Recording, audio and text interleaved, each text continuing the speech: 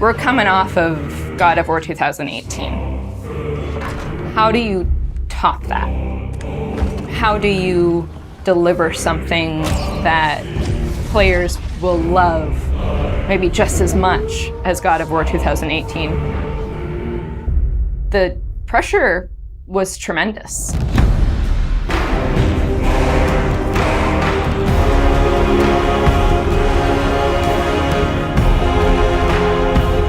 My name is Ariel Angelotti, and I am the senior producer for narrative. My name is Richard Gobert. I'm the story lead for God of War Ragnarok. I'm Jody Kupsko, and I'm the supervising dialogue designer. It's my job to shape the story along with our writing team, our narrative director, and game director. As a producer, it's my job to help build a team to create that content, to own the schedule in realizing that content. I oversee the dialogue production throughout the entire titles. Every line of dialogue that you hear, every human vocalization and effort and grunt, our team touches. So I'm a man now, like you? No.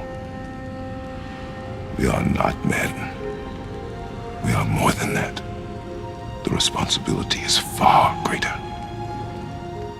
In the story of God of War 2018, we find Kratos seemingly having turned over a new leaf in the Norse lands. He lives a quiet life, hidden in the woods with his wife Faye and their son Atreus. And the story starts with them mourning her death. And we learn that she made a final request before she passed away. She wanted them to spread her ashes from the highest peak in all the 9 realms. He's scared of being a bad father, a bad influence, and as a result, it's made him an absent father. His greatest fear is that he's passed that evil that's inside of him onto his son. You are too quick to temper. You are rash, insubordinate, and out of control. This will not stand. You will honor your mother and abandon this path you have chosen. It is not too late. They befriend Freya, who is an exiled Vanir goddess who used to be married to Odin. They meet Mimir, the self-proclaimed smartest man alive, who serves as their guide and their confidant. And they meet the Holdra brothers, Brock and Sindri, who are world-class weaponsmiths who end up their main source of upgrades and equipment. Now, among the enemies they make are the Aesir gods, whose leader is none other than Odin, someone we never meet in God of War 2018, but who casts a very long and dark shadow over the 9 realms. There are consequences to killing a god! Why? How do you know? How do you know? After many adventures, Kratos and Atreus end up fulfilling Mom's wishes, and over the course of that journey, they find out more about each other and about themselves, and finally find a common ground between them. They become the close family unit that Faye hoped that they would become. In God of War Ragnarok, we fast forward a few years, and little Atreus is now a teen, and they're back to hiding out in their home in the woods in Midgard. During the course of the previous game's events, they were forced to kill Odin's grandchildren, Magni and Modi, the sons of Thor. Thor does a lot of the lion's share of Odin's dirty work, and as a consequence, he's a very violent, unstable personality. At the end of the last game, they were also forced to kill Balder, the son of Odin and Freya, and that has its own set of consequences. He was a very powerful chess piece for Odin, one that Odin is incredibly bitter about losing. Freya has vowed vengeance against them for the killing of her son. Kratos and Atreus didn't want to kill him, they were friends with Freya, but Balder tried to kill her in front of them, and Kratos had no other option in the moment but to kill him to save Freya's life, even though it meant losing Freya's friendship. I will parade your cold body from every corner of every realm and feed your soul to the vilest filth in hell. That is my promise. He saved your life. He robbed me of everything.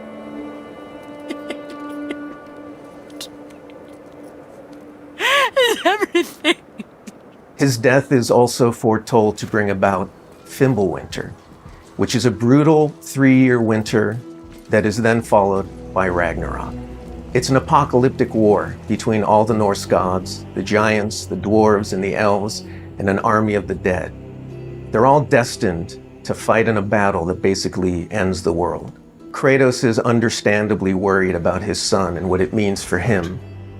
You get to go on this journey with how Atreus grows into a young adult and how Kratos grows into his next era in his life, and really see kind of the parent that he's striving to be, but the person he's striving to be. I find that tale so incredibly relatable. We had started shooting plenty of content before the pandemic hit. In fact, the week before we all went work from home, we were doing a shoot. I remember being on and off that set, running back to the office and having to talk to studio leadership about what was going down and how this was going to impact us moving forward. And those were trying times. For us, it was a very unique challenge because we had to bring in actors and we had to record them.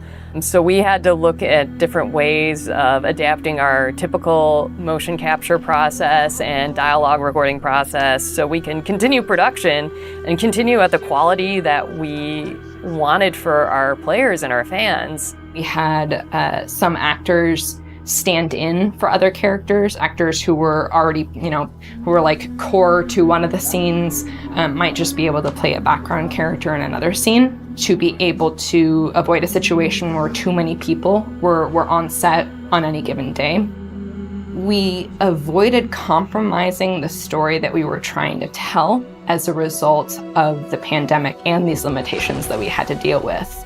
There were no cinematics that we changed. We still have the same characters in them in the final game. We just had to get a bit creative with how we shot the content. Our actor for Atreus, Sonny, is a teenage boy, and his voice changed dramatically throughout the several years on this title. I don't want to fight anyone. I just want answers.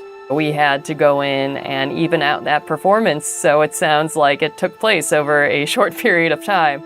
That was a unique challenge on this one. The prophecies say Fimbulwinter leads to Ragnarök. War is coming. Whether the Norse saga was going to be a trilogy or just 2 games was something we debated a lot. There were obviously pros and cons for either approach. So we waited for Cory Barlog to weigh in, and he did, and he said, let's do it in 2. The consequence to that is, how do you wrap up the story in one game and do Ragnarök justice?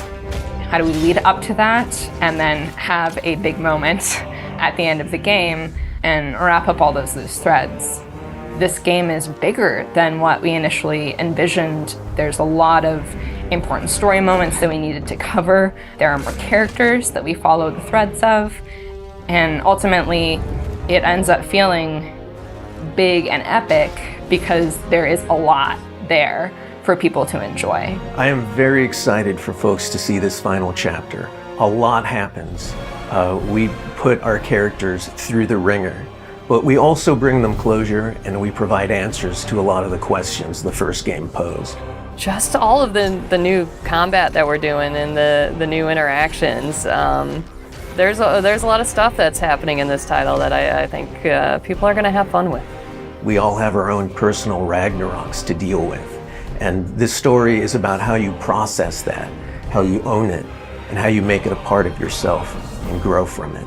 I mean, we set some stuff up at the end of last game. There's going to be some consequences this game. We're going to see how things play out between Freya and Kratos. We're going to see how the evolution of the family relationship continues. You got Brock and Sindri, the dwarves, who are kind of part of your makeshift family now. And there's going to be some other characters that we introduce that may be going to disrupt the balance a little bit. I can't wait until players get their hands on the game or are able to experience how the story unfolds for themselves. We have, I think, an incredibly well-rounded game.